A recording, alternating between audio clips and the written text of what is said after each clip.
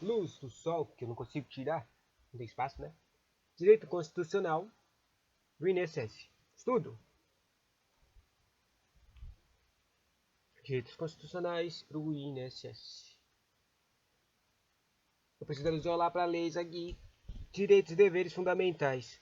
Segundo Gomes Canatilho, os princípios fundamentais visam essencialmente definir e caracterizar a coletividade política e o Estado e enumerar as principais aspirações político-constitucionais, daí porque os artigos que os proclamam constituem, por sinais, por assim dizer, a síntese ou matriz de todas as restantes normas constitucionais, que aquelas podem ser direcionadas ou indirecionalmente reconduzidas.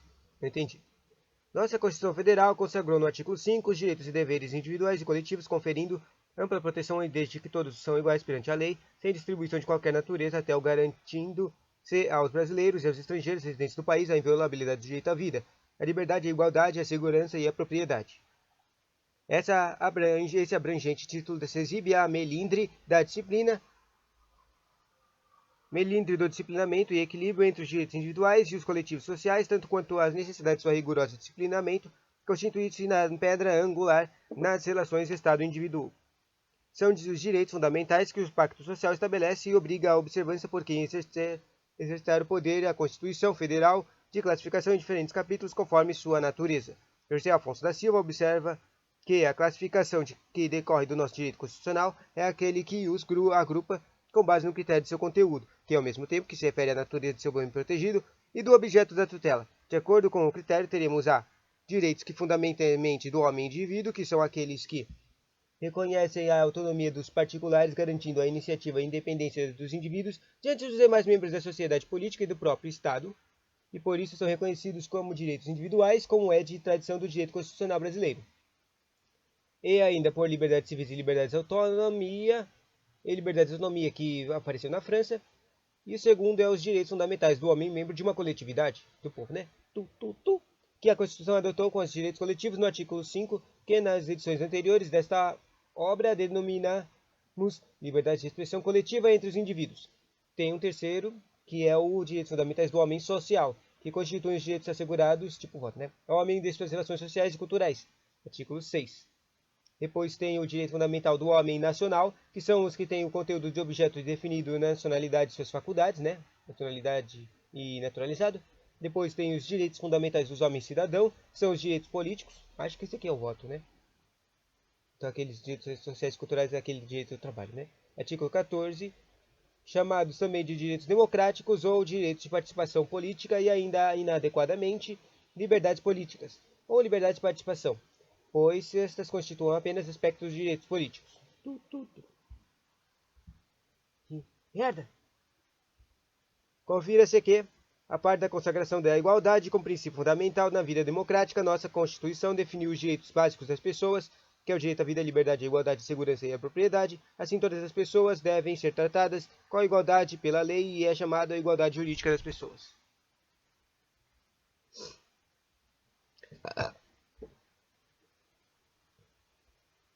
Naturalmente, há diferença entre as pessoas. Essas diferenças serão observadas apenas e tão somente quando essa diferença for essencial a uma determinada situação.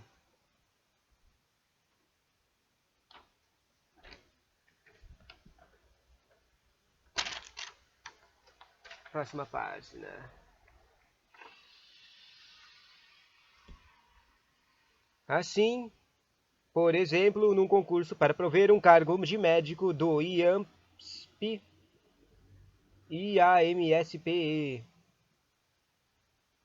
Legal. Embora todos sejam iguais perante a lei, nem por isso será admitida a participação de um leigo. Apenas o médico poderão concorrer.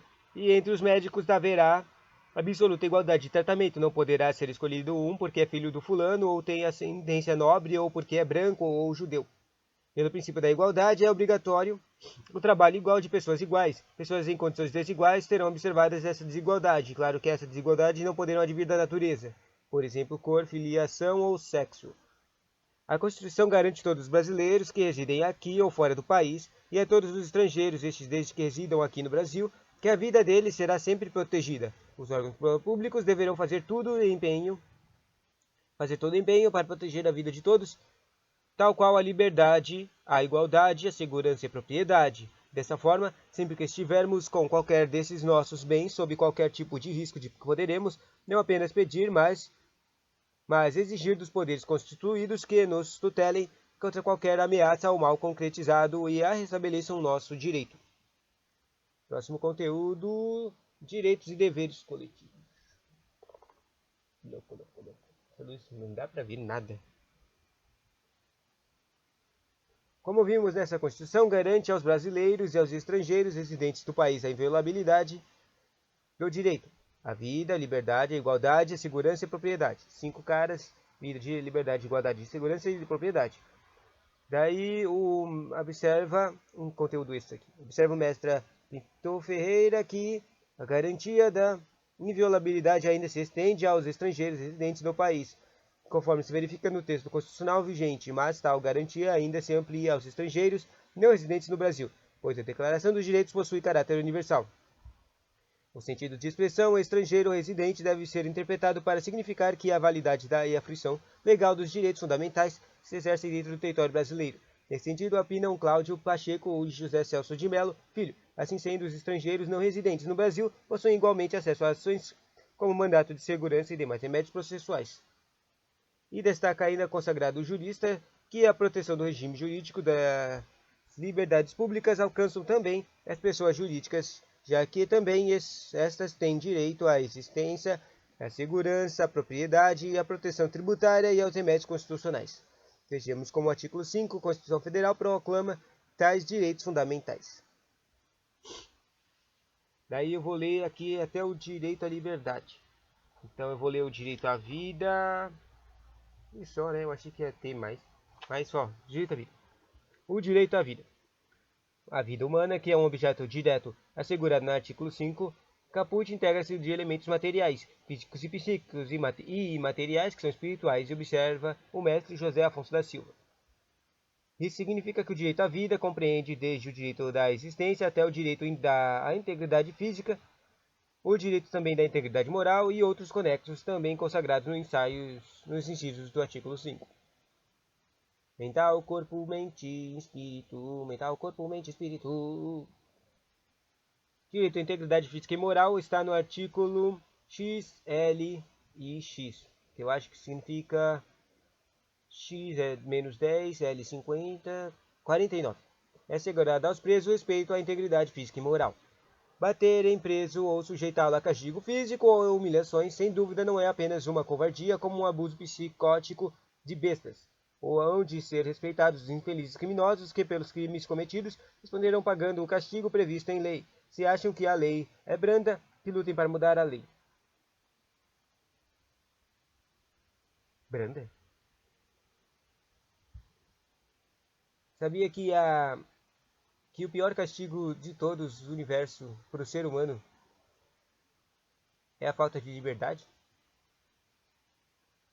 E isso não é, tipo, emocional, não. É que a pessoa fica loucona. Ela fica loucona. Ela cria.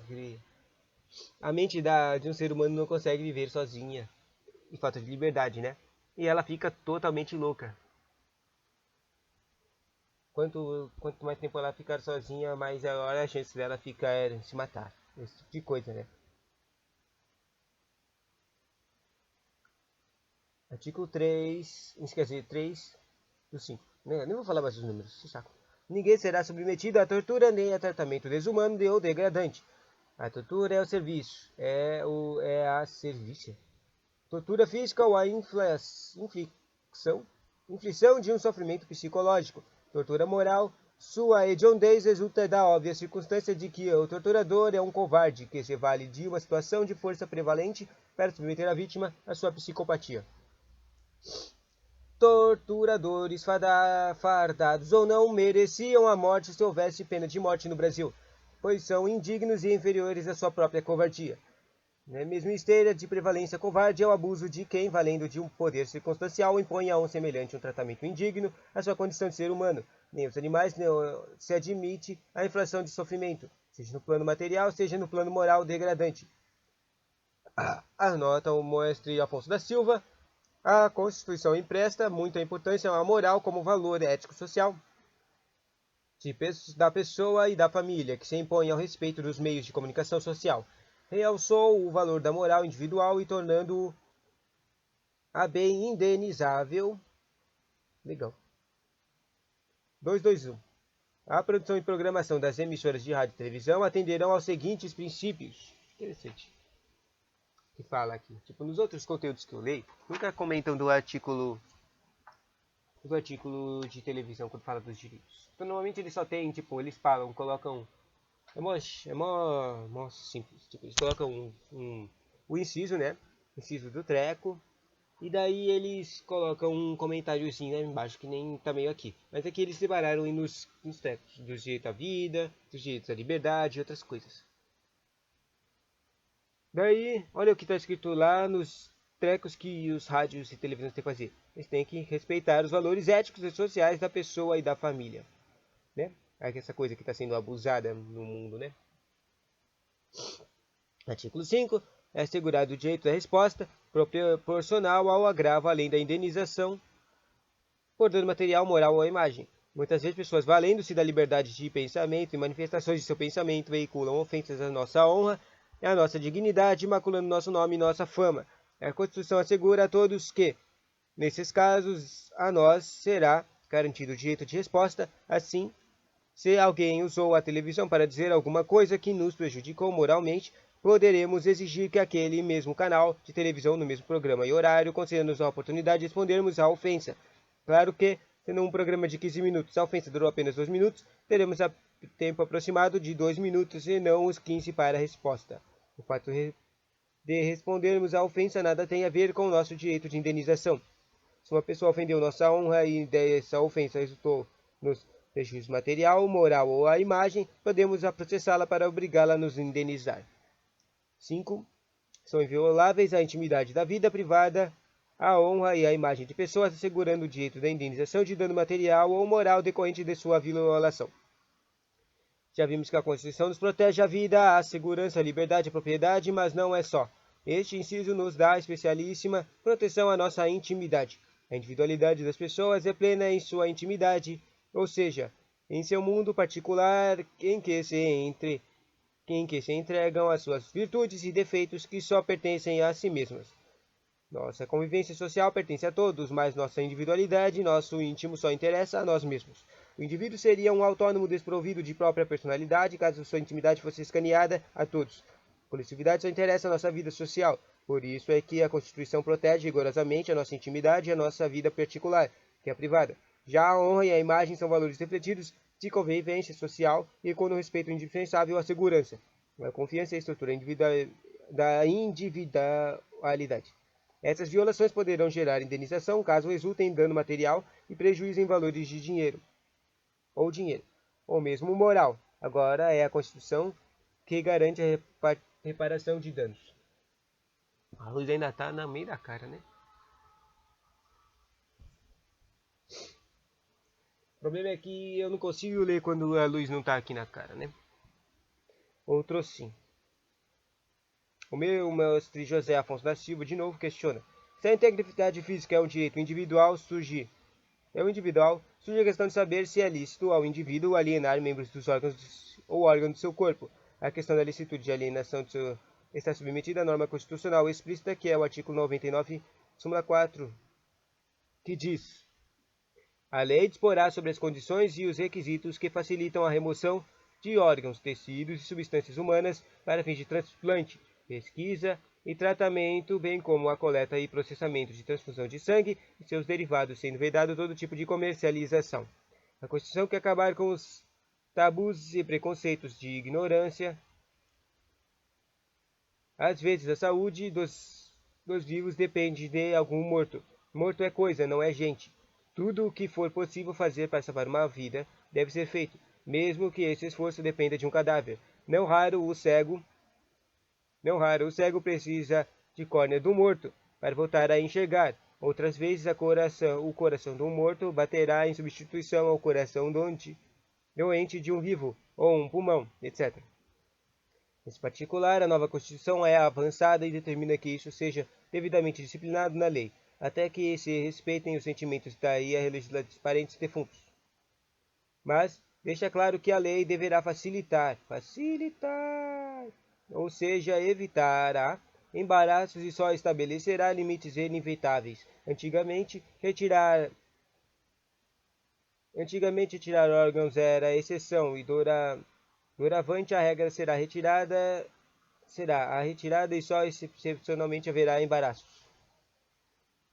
É de observar que a Constituição proíbe terminantemente que haja comercialização de sangue transfusionados. Não quer dizer que não possa cobrar para doar meu sangue, ou que o hospital não deva cobrar pela transfusão de sangue que me forneceu numa cirurgia.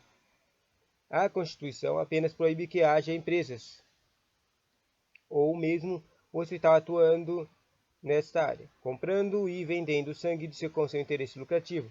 O lucro é a essência da comercialização. O hospital até poderá ter um serviço de coleta de sangue, pagando aos doadores e cobrando aos pacientes um preço maior para se ressarcir do que pagou, e das despesas inerentes, como em enfermeiras que coletou frascos e esterilização, exames e embalagens, conservação, etc. O que não pode é dedicar-se a esse tipo de comércio.